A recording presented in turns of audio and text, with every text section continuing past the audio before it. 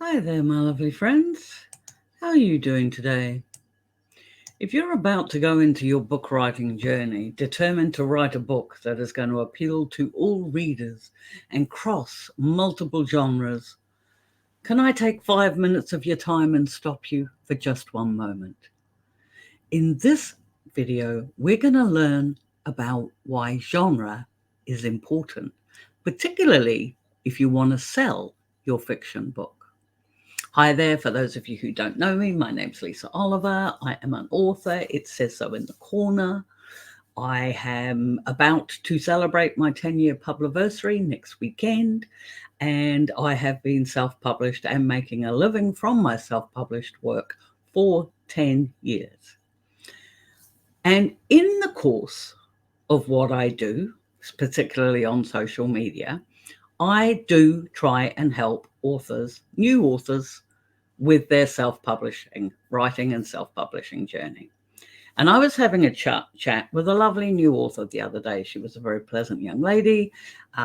We were chatting about all sorts of things. And she was telling me about her book. But the conversation kind of went downhill when I asked her what her genre was. And she said, no word of a lie, she said, "Oh, I don't hold with confining my work within a specific genre. No, my book crosses multiple genres. That way the work will appeal to a wider audience and I'll make more sales, right?" And I'm thinking, uh-huh. Actually, I wasn't thinking that at all, but it was something along the lines of, oh no, not this again. But anyway, I was trying to help. So I decided to try and push a little bit. And it's like, oh, who's your target reader? What type of person do you think is going to be attracted to your story? And you'd think after doing this for so many years, I would have learned not to ask such an open-ended question. The lovely author, in her response, went on in great lengths to tell me about how their book, their epic saga, which was how they described it themselves, appealed to every reader. It had a bit of romance, but not too much because, according to her, romance stories are basic and have no substance. You can imagine, as someone who has made their living writing romance stories for 10 years, I was quietly fuming, but she wasn't finished. There was a hint of mystery apparently in this book, but not too much, because mystery writers are apparently cliche. And she actually said it wasn't as though mystery writers came up with anything original. And she said, it's like the reader can guess who the bad guy is in the first few pages. And I was thinking, oh my God, when I think of some of the works I've read, Agatha Christie, P.D. James, there's just so many. And I've enjoyed all of them, but never mind, because she hadn't finished. It's all set in this most incredible world, she was busy explaining. I spent months building up every aspect of this new and fantastical world, and I share all of that information with the readers because I work so hard on it, and it's so important. And I mean, some fantasy writers, it's like they barely hint at how different their world is. And I was thinking, yeah, well, that's probably because their worlds were not the main characters and people read about people, not places, unless they're reading a travel book, but that's a different discussion. By this time, it was probably a good idea that I live alone because I was sure there was actual steam coming out of my ears.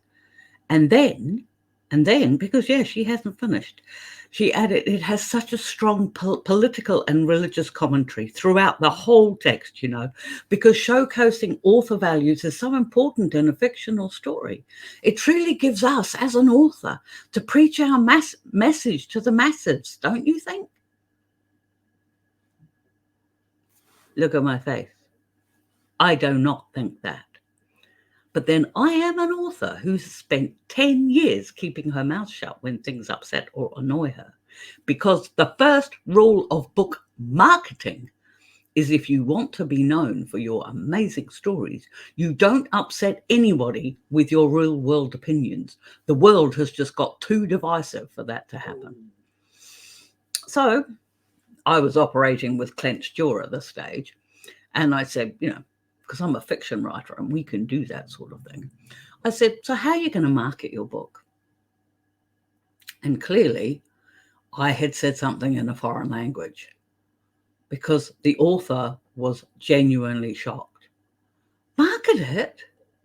Don't you understand? This book will sell itself. Just wait until you see the wonderful cover I've created and the blurb I've written for it. The blurb itself took days. It's almost 1,000 words long. Clearly, she had not watched my video on the checklist that you need just before you publish your book, which, I don't know. It'll be in one of those corners. I'll link it so you can see what I might think about a blurb that's 1,000 words long. But anyway, I had given up at this point. I managed to get the words out about how I really hoped that she'd do well, did what would do well. I congratulated her on finishing her book, which was apparently over 500 pages long. And I told her that I really hoped that she'd do well with her sales. And I got off the call. I could not be the one who burst her bubble. But I knew, as I got off that call, that unless that particular lovely author had a guardian angel or Lucifer himself on her shoulder who could morph the laws of marketing and publishing, the only sales that book was going to get were from family and friends. But hey, maybe she's got a lot of friends and family, so maybe that won't be so bad. If I had chatted to that author before they'd spent 2 years writing something that no one was going to read, I would have gently suggested the following, and this is where you might want to take notes. It's very simple. Number one, know your genre. Be specific about it. Read a shit ton of books in your genre, okay? Because you want to get a handle on what sorts of things are allowed, what sorts of things are acceptable, what sorts of things are expected by the readers in that genre. Then you tailor your story accordingly. You also want to know your target reader. What sort of person are they? Again, be specific. Create this fictional person in your head, even if that person looks just like you. Who are they? And more importantly, what sorts of things do they enjoy in the books they read? And rule number 3 is keep your moralizing opinions to yourself. And I am not saying this to cause any division. I want you to think about it sensibly for a minute. It is all very well having strong opinions. I can respect that. But if you look at how divisive society, culture, the world has become in recent years, and you think about it sensibly, if you hold to one opinion, then you are effectively cutting your target market in half, because half the people are going to agree with you, but half of them won't. And wouldn't you rather sell to the whole lot instead of just half? Put it this way, you're selling entertainment, okay? Your books are meant to be enjoyed. One of the great things about writing fiction is that fiction readers are incredibly loyal. They will buy everything their favorite authors put out. And that sort of loyalty can't be seen anywhere else. They take a comfort because they know what types of books you write, what sorts of things they can find between the pages. It applies across all genres. There are some readers who love to love. There are some readers who like their secret little titillating tales that they hide on their Kindle and glad nobody else can see they're reading them. Some readers want to be scared. Some readers want to be intrigued. Some readers want to do a deep dive into some political, what do they call them? Are they a psychological thriller, or is that something else? Maybe it's a political thriller. Some readers are just looking to be uplifted from another author's personal story of survival and courage. It really doesn't matter why a particular reader likes a particular style of book. Their motivations as such doesn't matter.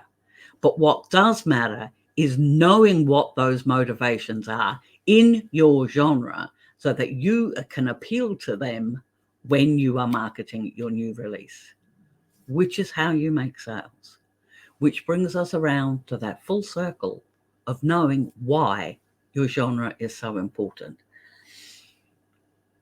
It is not confining, it is liberating, finding different ways to twist and turn the accepted things in your genre. It is fun to be part of a community and know that the readers will find in your new stories the things they love in that genre. That is what helps you become a successful author. That is why genre is so important. Admittedly, if you're just writing because you want to write, then none of what I've said applies. You can be as multi-genred as you liked. You can appeal to the masses. But that's not the way to get sales. And that's not the way to make a living as an author. And if anybody wants to give me the name of an author who can prove me wrong, who has written a 500-page book that spans all genres, and they have made it a bestseller, then let me know in the comments. I'm always happy to be proven wrong. But if you genuinely want to be just a regular writer like me, who quietly makes their living writing in a very specified genre that I love and enjoy, and better still, I know what my readers expect from me, then maybe hit the subscribe button or the like button instead. Who knows? Anyway, my friends, I hope you have a good week. I hope what I said was helpful. And until next time, hug the ones you love, my friends. Bye.